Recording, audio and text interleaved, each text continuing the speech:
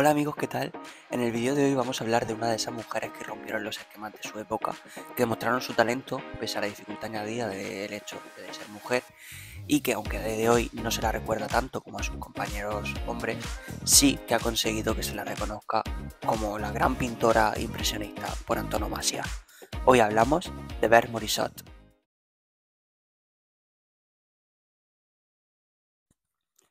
Morisot nació en la ciudad de Bourges, en el centro de Francia, hacia el año 1841, es decir, en pleno siglo XIX.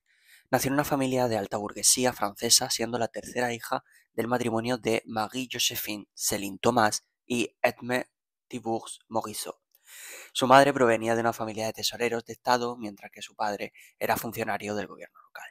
Es decir, que Morisot tenía una calidad de vida alta para los estándares de la época y esto fue algo que inevitablemente tuvo que ver en su desarrollo como pintora, como veremos. Y es que antes de seguir con la historia de Morisot, debemos profundizar un poquito en su contexto. El siglo XIX fue un periodo de cambios profundos y transformadores. La revolución industrial, el ascenso del capitalismo, las transformaciones urbanas y la evolución de las ideas políticas y sociales pues marcaron una época en la que las tradiciones se tambalearon y dieron paso a nuevas formas de vida. En este contexto, como veremos, también el arte experimentó una gran revolución. Y es que el mundo de Morisot era un polvorín de cultura, cambio y efervescencia. Las ciudades se ensanchaban y renovaban a pasos agigantados, obligadas a ello por las migraciones masivas del mundo rural hacia las ciudades. Las fábricas cambiaban el paisaje de los cielos, el comercio elevaba a la burguesía hasta cotas insospechadas hasta ese momento, y todo esto pues pasaba en una Francia, en una Europa en general, pero en una Francia particularmente, que llevaba siglos siendo cuna de una tradición artística que iba desde el clasicismo hasta el romanticismo. Se comenzó entonces a comerciar con el arte, surgieron las primeras galerías artísticas privadas y todo esto unido a las nuevas tecnologías, sobre todo a la fotografía, pues obligaron a evolucionar al arte. Y en estas nace Morisot. Siendo pequeña, su familia se mudó varias veces debido al trabajo de su padre, hasta que en 1852 se establecieron en Passy, que por aquel entonces era un suburbio rural al oeste de París. Allí permanecería Morisot hasta el día de su muerte. Como he dicho, aunque no fuera una familia noble ni brutalmente adinerada, sí que tenían una bastante buena posición y esto permitía que sus padres animaran a Berthe y a su hermana Edma a interesarse por el arte. A ambas las inscribieron a clases privadas de dibujo en 1857. Sus tutores fueron, en primer lugar, el artista neoclásico José-Alphonse Chucarne y más tarde Joseph Benoit Guichard, quien fue solicitado por las hermanas, quienes buscaban una formación pues aún más profesional que la que tenían previamente. Este último le dio conocimientos clásicos y les animó a iniciarse como copistas en el Louvre. Aquí nos podemos dar cuenta de lo alto que ya apuntaban estas dos niñas, especialmente Berthe, aunque su hermana también era una gran pintora. Ella no tenía ni 18 años cuando su tutor quiso advertir a su madre del talento de sus hijas con estas palabras. Dado el talento natural de sus hijas, mi instrucción no las convertirá en simples pintoras de salón, sino en auténticas artistas. ¿Se da usted cuenta de lo que esto puede significar? Será revolucionario e incluso diría catastrófico en un entorno burgués y elitista como el suyo. ¿Está segura de que no llegará a lamentar el día en que permitió que el arte entrara en su casa, hoy un lugar respetable y apacible? ¿Se da cuenta de que el arte puede llegar a regir el destino de sus dos hijas? Como veis, era bastante intenso este señor. Hablemos ahora del Salón de París. Es que el Salón de París fue muy importante en la vida de Berthe Morisot. Fue la exposición de arte oficial de la Academia de Bellas Artes de París. Durante prácticamente todo el siglo XIX y la mitad del siglo XVIII fue el acontecimiento artístico más importante del mundo y allí, por supuesto, pues tenía que estar Berthe. Los años habían pasado y las hermanas Morisot ya habían hecho algunos contactos, como el artista Camille Corot, quien las invitó a trabajar con él a su casa durante el verano de 1861. Y llegado 1864, ambas artistas tuvieron su primera participación en el Salón, con dos paisajes admitidos por la Academia. Desde ese momento y hasta 1873, Berthe continuó exponiendo de forma continua sus obras en el Salón de París. Su salida del salón se debió a su unión con el resto de pintores impresionistas que estaban enfrentados con la Academia, como ahora veremos. Los padres de Berthe, que apoyaban sin reservas la carrera artística de su hija, le construirían un estudio en el jardín de la casa. Sin embargo, a juzgar por sus cartas, la señora Morisot estaba preocupada por casar a sus hijas Edma y Berthe. Su hermana Yves se había casado ya en 1866 con un recaudador de impuestos, por lo que le ponía el listón bastante alto. Edma accedió finalmente a casarse un 8 de marzo de 1869 con un oficial de marina, Alphonse Pontillon, que había conocido a Edouard Manet en 1848, cuando ambos servían como cadetes en la escuela militar. Al adquirir nuevas responsabilidades familiares, Edma se vio obligada a abandonar la pintura. Berthe, por el contrario, era mucho más reacia a casarse y prefería centrarse en su carrera artística. Esto nos puede hacernos una idea aún más profunda de lo que implicaba que Berthe se consolidase como el artista que fue en su época, donde el simple hecho de casarte ya solía llevar implícito la retirada de la vida pública, tal y como le pasó a su propia hermana.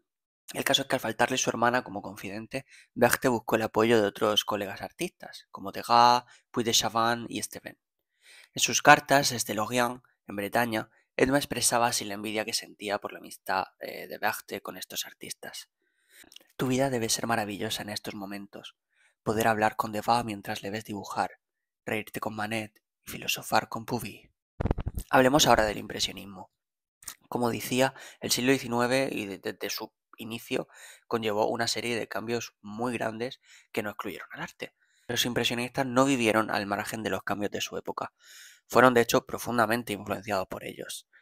Como hemos visto, antes del surgimiento del impresionismo, la Academia de las Bellas Artes dominaba el panorama artístico con sus estrictas normas. Promovía temas históricos, religiosos y mitológicos y rechazaba las representaciones cotidianas.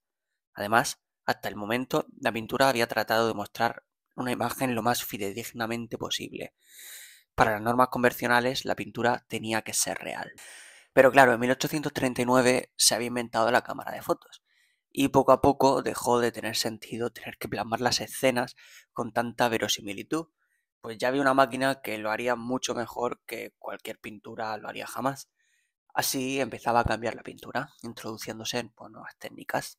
La luz pasó a ser el eje central de todas las representaciones pictóricas y el juego con los colores empezó a ganar gran importancia. Los cuadros impresionistas se construyen técnicamente a partir de manchas vastas de colores que actúan como puntos en una policromía mucho más amplia que es la obra en sí. Por ello, al observar los lienzos es necesario normalmente tomar cierta distancia con el cuadro para que empiecen a aparecer las luces, las sombras o las figuras. En 1863, Manet presentó al Salón de París su obra El almuerzo sobre la hierba, que fue drásticamente rechazada por los críticos, llegando a decir sobre el cuadro que fue el lienzo más irritante y controvertido de esa exposición. Aparte de considerar vulgar que la mujer estuviera desnuda junto a jóvenes vestidos, numerosos críticos rechazaron la modernidad del estilo, desde el punto de vista cromático y compositivo, como hemos visto. Tras este escándalo, Manet decidió crear su propia comunidad de artistas, si no me quieren, me voy, y promovió una serie de reuniones en el Café Guebois, entre nuevos pintores que debatían sobre el arte moderno y la realidad cotidiana, todo lo contrario a lo que pretendía la academia. Bergmorisot no era ajena a todo esto. De hecho, en 1869, mientras Berthe trabajaba en el Louvre copiando un cuadro de Rubens, conoció al propio Edouard Manet, por quien Morisot sentía una gran admiración por su estilo libre y por el realismo de sus composiciones. Poco después de conocerse, Manet le pidió que posara para su cuadro El Balcón, ofreciéndole así la oportunidad de ver también cómo trabajaba. Aunque Berthe siempre iba al estudio de Manet acompañada de su madre, ello no impedía que intercambiaran sus puntos de vista sobre temas relacionados con la técnica y con la composición de la pintura. A la muerte de Manet en 1883, Berthe comentaría: "Nunca olvidaré la amistad e intimidad de aquellos días que posé para él, y en los que su fascinante ingenio me mantenía alerta durante largas horas". La primera valoración de Manet sobre Berthe y su hermana fueron claramente machistas, como podemos comprobar a través de extractos de cartas, como el siguiente. Comparto su opinión. Las señoritas Morisot son encantadoras. Una pena que no sean hombres. Sin embargo, como mujeres podrían defender la causa de la pintura casándose cada una con un académico y sembrando así la discordia en el campo de esos anticuados, aunque sería pedirles un sacrificio demasiado grande. Así que por el mero hecho de ser mujer, Morisot no podía participar en los debates en el moderno Café Guebois. Guebois. Sin embargo, sí que pudo conocer las principales cuestiones tratadas en estos debates gracias a las conversaciones que mantenía con Manet y otros artistas en las veladas de los martes en su casa familiar y en los jueves en la casa de Manet. A estas últimas solían asistir los hermanos de Manet, Eugène y Gustave. Ya en 1870 y tras el estallido de la guerra franco-prusiana, Morisot y Manet fueron algunos de los artistas que decidieron quedarse en París. Durante la guerra, la salud de Morisot se resintió debido al hambre y el frío. Dejó de pintar y con la llegada del invierno decidió trasladarse con sus padres a Cherburgo para reunirse con su hermana Edma. Allí volvió a retomar la pintura, tomando a su hermana y sus sobrinos como modelo de muchas de las que fueron sus obras más emblemáticas, como Mujer y niño sentados en el prado, La cuna y en un banco. Es en esta época en la cual su estilo se va perfilando claramente. El artista comenzó a plasmar en el lienzo las impresiones de felicidad familiar, tanto en escenas de interior como al aire libre, reuniones familiares de carácter íntimo o la cultivada vida de sus parientes, con un estilo pictórico que fue progresivamente espontáneo y suelto.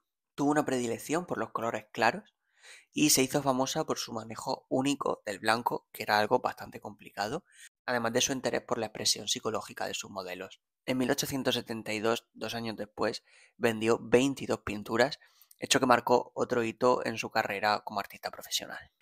Y ya con el fin de la guerra, Morisot volvió a París para continuar con su carrera artística, preparando las obras que presentaría al Salón de 1873. Sin embargo, el jurado ultraconservador de ese año solo aceptó una de ellas, negando también la participación de Monet, Pissarro y Alfred Sisley, entre otros. El malestar causado por los artistas derivó en la creación en diciembre del 73 de la Sociedad Anónima de Pintores, Escultores y Grabadores, que pudo por fin organizar una exposición independiente en la primavera del 74. Uno de sus fundadores, Edgar Degas, invitó a Berthe a exponer y tras aceptar, la pintora materializó su integración oficial a la vanguardia impresionista con 4 óleos. Finalmente, el 22 de diciembre de 1874, a la edad de 33 años, Berthe se casó con Eugène Manet, el hermano de su amigo Edouard Manet. Algunos han sugerido que el suyo fue un matrimonio de conveniencia, una segunda mejor opción cuando Morisot no pudo casarse con el artista, con su amigo, ya que estaba casado y era mayor que él. Eugène también era artista, pero aceptó renunciar a su propia carrera para ayudar a Morisot en la suya. Personalmente, me parece que aunque lo que hizo Eugène Manet ayudando a su esposa a continuar su carrera es ya bastante más de lo que se podría esperar en un hombre de aquella época, también es verdad que probablemente Morisot es que no habría aceptado casarse con alguien que no le hubiera permitido continuar con su carrera artística. Y así, en 1875, Morisot y su esposo viajaron unos meses a la isla de Bright, en Inglaterra. Allí empezó a desarrollar una especie de nueva técnica basada en pinceladas cortas y rápidas para pintar lo que tenía delante. Armó el movimiento y la caída de luz trazando rayas discontinuas de pintura con la superficie del pincel, rápidas líneas con la punta del mismo y rayando la pintura con el mango. Y aunque eran técnicas bastante impresionistas, lo cierto es que ninguno de sus colegas de movimiento había llegado a trabajarlo de una manera tan experimental. Y así Morisot hizo una brillante carrera, expuso sus obras en todas las muestras del grupo impresionista entre 1874 y 1886, recogió elogios por sus pinceladas rápidas, delicadas, pero a veces rudas, y también por sus personajes que variaban desde la vida familiar hasta la burguesía en la que ella misma había crecido. Morisot, después de Camille Pissarro, fue la pintora con más obras en exposiciones impresionistas, faltando solo a una en 1879, justo después de que naciera su hija Julie, que fue su modelo predilecta en muchas de sus obras. Llegó incluso a vender mucho más que sus compañeros varones como Degas, Monet o Sisley. Incluso organizó una exposición impresionista en 1886 sin ayuda de nadie, ella solita se lo montó. Alucinante lo de esta tía. Sin embargo, al igual que Marie Cassatt, Eva González o Marie Bracquemont, Berthe Morisot fue relegada a un segundo plano por los historiadores del arte. Más específicamente en la categoría de artistas femeninas, un saco en el que englobaban pues un poco todo lo que tuviera que ver con la temática de la vida cotidiana, mujeres, niños, escenas domésticas, evidentemente pintadas por mujeres. Lo cierto es que, tal y como andaba la doctrina impresionista, Morisot pintaba la inmediatez, lo que veía en su vida normal, de la misma forma que sus colegas masculinos, pero pues, con una óptica diferente. Como una mujer de la alta burguesía, estaba habituada a escenas domésticas, deportes campestres y un amplio círculo de mujeres y niños, ya que el mundo masculino pues les estaba vetado. A pesar de esto, la figura de Berghe-Morisot, junto a la de otras maestras de la pintura, quedó ensombrecida por los pintores masculinos. Ya en torno a 1885 adquirió la costumbre de organizar ella misma nuevas reuniones sociales, generalmente cenas, a las que solían asistir sus compañeros impresionistas y su amigo el poeta Stéphane Mallarmé, entre otros. Tras la desaparición del grupo impresionista como movimiento organizado, continuó exponiendo con artistas de vanguardia en Bruselas, en París, en Londres e incluso en Nueva York, siendo la primera exposición impresionista que se celebró en el nuevo continente. Curiosamente, Moguissot siempre expuso con su nombre de soltera en lugar de utilizar un seudónimo o su nombre de casada. Logró exponer individualmente en vida, hecho que da cuenta del alcance y respeto que suscitaba como artista ya entonces, y su primera exposición individual se celebró en la Galería Busot y Balandon en 1892 y gozó de un éxito rotundo. Un año antes, Eugène Manet sufrió un periodo de mala salud y finalmente murió en París al año siguiente. Pocos meses después también murió su hermana Ives. 3 años después, su hija Julie contrajo neumonía. Moguissot la cuidó hasta que se recuperó, pero lamentablemente ella contrajo la enfermedad y finalmente murió el 2 de marzo de 1895. Después de su muerte, el poeta Paul Valéry escribió que la singularidad de Berghe-Morisot era vivir de su pintura y pintar su vida. Tomaba, dejaba y volvía a su pincel como un pensamiento que nos llega, se olvida por completo y luego se nos ocurre de nuevo. Al año siguiente de su muerte, los amigos artistas de Morisot, entre ellos Degas, Renoir, Monet y Mallarmé, organizaron la primera retrospectiva de la obra de Morisot, reuniendo 380 de sus pinturas y rindiendo homenaje a su talento. La artista, que había fallecido a los 54 años, fue enterrada el 6 de marzo en el panteón familiar del cementerio de Passy, en París, junto a su marido Eugène y a su colega artístico y cuñado Edouard Manet. Y hasta aquí el vídeo de hoy. Dime qué te ha parecido. A mí me llama mucho la atención de su vida, que sobre todo fue muy reconocida en vida. Se hicieron exposiciones, a su muerte sus amigos recogieron un montón de sus obras. Bueno, me parece que en vida sí tuvo el reconocimiento que cabía esperar. Sin embargo, una vez pasó el tiempo, como hemos hablado, los historiadores del arte empezaron a no tener en cuenta a las mujeres artistas y a relegarlas a la categoría de artista femenina. Y claro, esto pues pudo frenar su expansión, ¿no? Como artista impresionista, y lo cierto es que es una de las grandes desconocidas del movimiento, pese a haber sido a la gran dama de la pintura impresionista reconocida en vida.